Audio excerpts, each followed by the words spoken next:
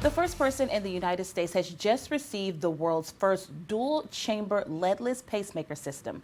Pacemakers are designed to treat slow or abnormal heart rhythms. This innovation made by Abbott is roughly 1/10 the size of a traditional pacemaker. That's right. Joining us to talk about this game-changing technology is Dr. Rajesh Banker. This segment sponsored by Abbott Laboratories. Thanks for joining us, Dr. Banker. We appreciate your time.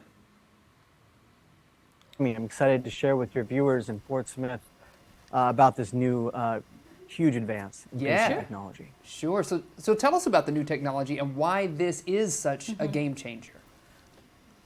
Well, pacing technology over the last 50 years has not changed. And if you can imagine our world 50 years ago, we had these telephones with rotary dials attached to the wall with a wire. And nowadays, we can't imagine living our lives without a wireless cell phone that we keep in our pocket. And that's the kind of change that we're talking about, that we're moving from into with this new dual chamber leadless pacemaker from Abbott. Yeah.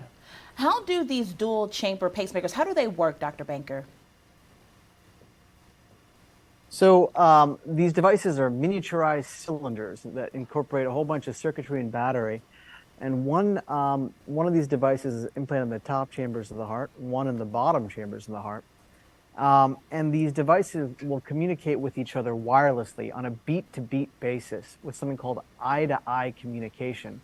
They'll be able to monitor the heartbeat, see if it's going too slow, and if it is, to speed it up to a normal level. Now, how do these differ from the traditional pacemakers? There's so many differences, but to boil it down to a top three, these traditional devices had wires, and these wires right here would be the source of the majority of our complications. The wires would either get infected, which was a huge complication, or they would break and need to be replaced, or they would block up the veins that they had to travel through to get to the heart. With these new dual chamber leadless pacemakers, we have none of those complications because there's no wires. In addition, the implant itself is far more user-friendly, for lack of a better word. So it's easier for the patient. So we're able to thread these devices through the veins into the heart through a vein, as opposed to a surgical pocket that we used to have to make, and large recovery times and things like that would go along with it. So there's no surgical recovery, no pain from the pocket itself. Right? There's no arm restrictions for the recovery. In fact, we tell our patients now with these dual chamber leadless pacemakers, well, you either leave the same day or the next morning with the one stitch in your groin that we take out before you leave, and you have 1 week where we ask you not to do any heavy lifting or exercise, and then you resume your normal living. Wow, that's huge. Yeah, absolutely. What about for people who need these pacemakers, Dr. Banker? What does this mean for them? Best to answer that question, I'll tell you about a patient of mine, Jerry.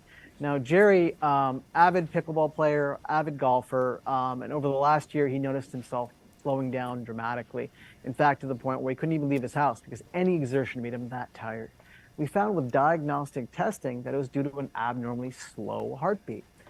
He was a great candidate for the dual chamber leadless pacemaker at the time as part of a clinical trial at Hoag Hospital. So we were able to get him enrolled, we put in the device, and by the next day, he was feeling better.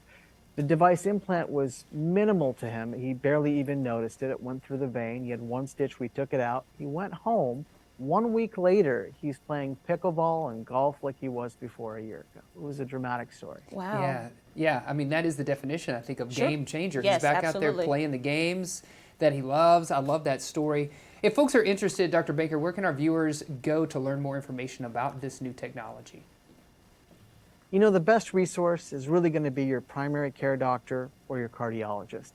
Either one can give you information about the new technology and whether or not you're a candidate for it. The good news is that 80% of people who need a traditional transvenous device are also candidates for this new device. Okay. So you really can have that option in the vast majority. That's okay, great. That's good to know. Yes. Dr. Baker, thank you so much for joining us. We appreciate you.